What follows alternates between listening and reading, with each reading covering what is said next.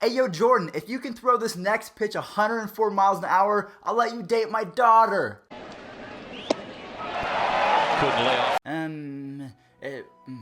I meant 104,000 miles an hour. Just have her home by 11.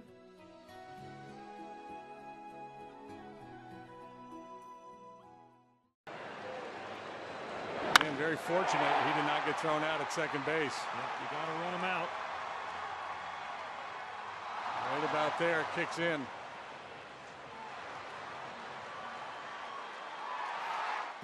What's going on, guys? It's Fuzzy. Welcome back to yet another MLB recap video. And the first thing I want to say is thank you guys for not judging me with my cringy intros. I think that they're funny, but I know some of you out there probably like, yo, what is this Fuzzy kid doing? What does he think he's not funny? I think I am, okay? You want to fight? You want to fight, bro? You want to go? Yeah, you probably beat me up, but I'll give you a tough one. All right, guys, so I'm going to shut my mouth because I feel like I'm just making a fool of myself. So if you guys don't know, I did not post an MLB recap yesterday. So yesterday was Sunday, which means that we did not go over the Saturday news. So today, we're going to talk about the Sunday news and Saturday news, so kind of 2 in 1, but we're going to do it real quick. So we're going to talk about Saturday news kind of in a lightning round fashion. So we're going to go 1, 2, 3 because there's only 3 stories that I want to talk about. And the first one being the Cleveland Indians clinched the AL Central. I mean, yeah, they clinched it, but the AL Central is a dumpster fire. So let's just go into the next story because I'm an Indians fan, but yeah, we won't even be first place or second place in half the divisions in the league, but that's none of my business. The second story, Yasiel Puig hit 3 home runs in 1 game. Puig out to the gap. This is blasted. Bader looking, and this is gone. This is roped, scalded down by the pole. Puig has done it again. That gets underneath this one. Oh no, Ozuna is watching it sail. Also, one more quick note about this story is Yasiel Puig, yes, he had 3 home runs in that 1 game, but the night before, he had 2 home runs in a game, so in the span of 24 hours, Yasiel Puig had 5 home runs. That's insane. And then our last story from Saturday is Mike Trout and Shohei Ohtani went back-to-back for the first time ever, and man, this was exciting.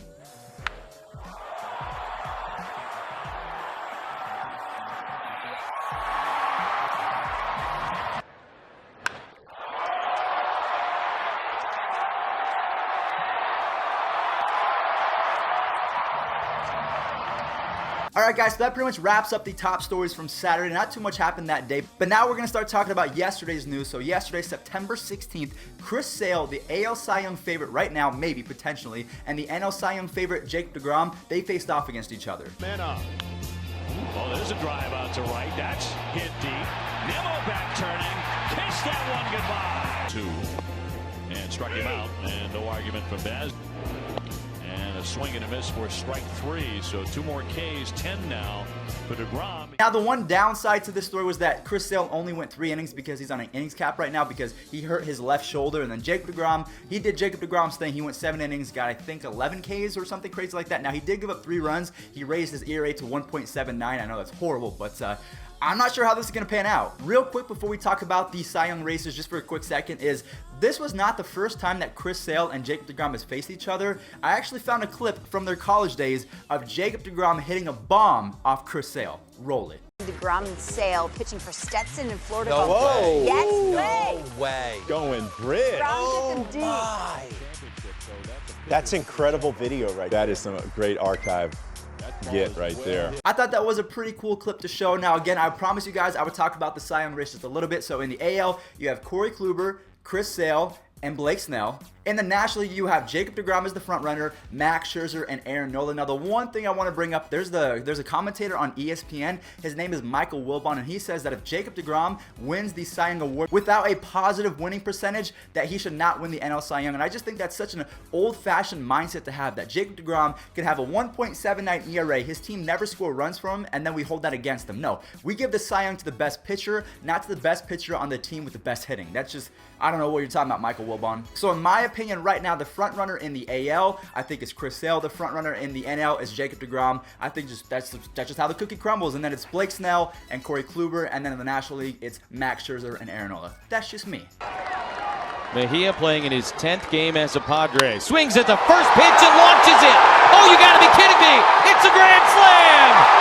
Francisco Meija with his 3rd Major League home run. A game winner.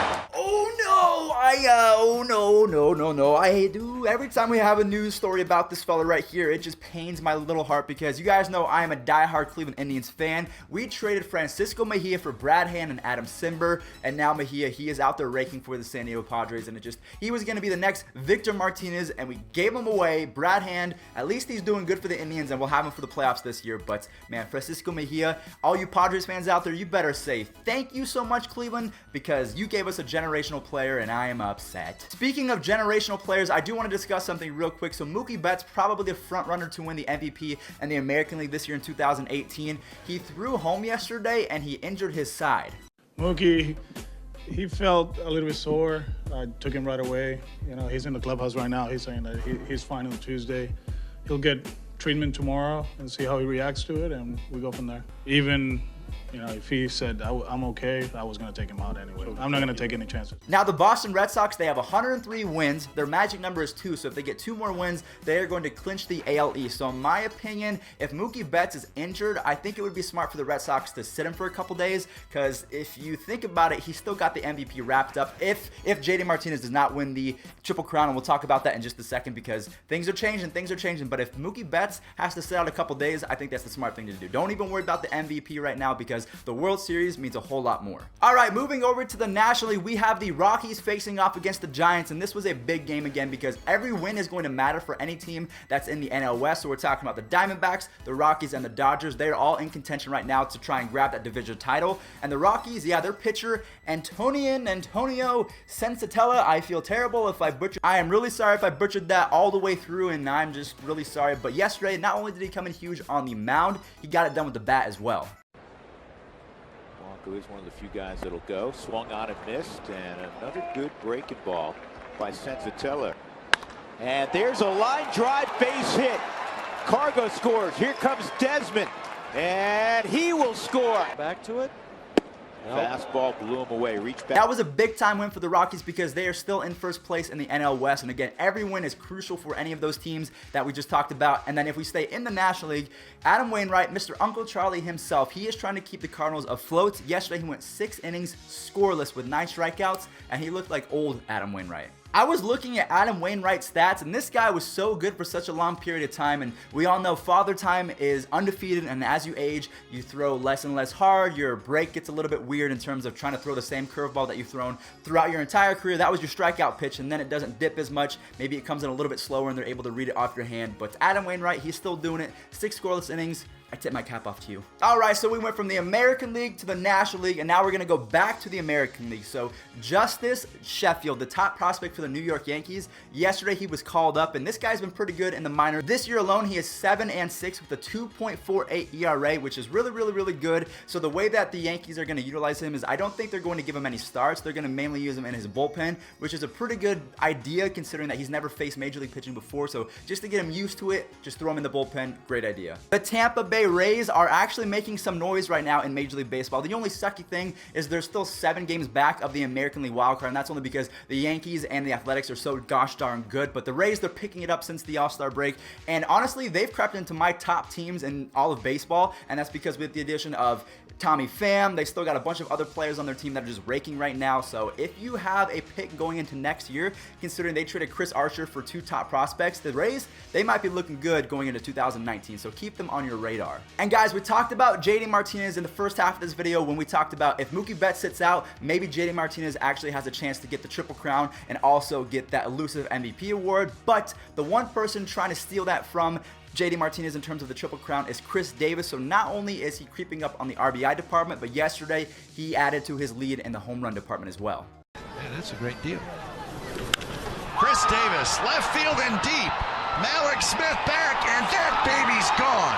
That's a grand slam for Chris Davis to make it 5-4. Troy in Texas, and a slider that did not slide at 76, and Chris Davis. So JD Martinez is second in batting average to Mookie Betts. He's second in home runs by 2 now to Chris Davis. He is leading Chris Davis by only 7 RBIs now. And if Chris Davis continues to rake, and if JD Martinez continues to slip like he has the past, I mean, when I say slip, he's still above average, but JD Martinez, I don't think he's going to get it this year. I'm going to keep my fingers crossed because I always want to see someone get the Triple Crown. around. But yeah, Chris Davis, he is making some noise out there in Oakland, and anytime that you can face the Rangers like 50 times a year, you're gonna have a ton of home runs and a ton of RBIs. So yeah, we'll see how this goes. All right, guys, so that's pretty much gonna wrap it up from the stories from both Saturday and Sunday. The one thing I did forget to mention is that Miguel Andujar, the third baseman, first baseman, the DH for the New York Yankees, he came in huge with a clutch grand slam. I don't remember who that they were playing, but again, I know I'm gonna get some comments saying that you missed that on Saturday, but I just want to mention that real quick. It just came to my head. Don't hate me. All right, guys, so just like every MLB recap, I cannot go over every single game that happened the day before. So what I'll do is I'll put up the scores from yesterday so you guys can kind of see, did my team win? What happened? So you can kind of stay in the loop. But what we're going to do right now is we're going to jump into the standings and see what's different between Friday's MLB recap, or wait, when did we last post? Our last recap was Saturday. So let's see what's changed in the last 2 days. In the American League East, the Red Sox are still 11.5 games up of the Yankees. The Indians already clinched the Central, so we won't talk about them pretty much anymore. In the AL West, the Astros have widened their lead to 4.5 games over the Athletics. In the wild card, the Yankees are only 1.5 games up of the Athletics for home field advantage, and then we see the Rays are 7 games back. So the Rays playing really good baseball. Shout out to all you Tampa Bay fans out there. In the National League East, the Phillies actually gained a game. They were 7.5 games back of the Braves. Now they're only 6.5 games back. In the NL Central, the Cubs are still leading the Brewers by 2.5 games and the Cardinals by 5.5 games. Like I said before, every win for the NL West is going to matter because the Rockies, they're a half game up of the Dodgers, and the Diamondbacks are sitting back there at 4.5 games back.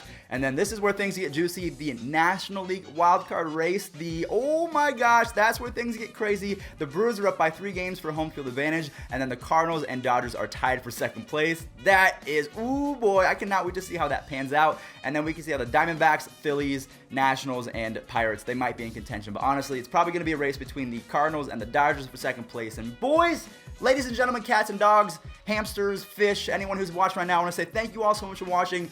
That is going to wrap it up for today's MLB recap video. If you guys enjoy these videos, slap a big old fat like on this one, subscribe if you want to see more, and I probably will come out with the second video or stream today. I really want to start posting MLB The Show again because I've gotten a few comments saying, why are you not posting MLB The Show? We love MLB The Show. So if you guys want to see videos, let me know in the comment section down below. If you guys want to see streams, also let me know because it's either going to be one or the other. I think kind of the approach that I want to take is I'll post these videos at 12 p.m. Pacific Standard Time, and then if you guys want to see MLB The Show content, they'll probably be like a 3 o'clock stream or a 3 o'clock video. So guys, let me know what your preference would be in the comment section down below, and I'll catch you guys in the next one.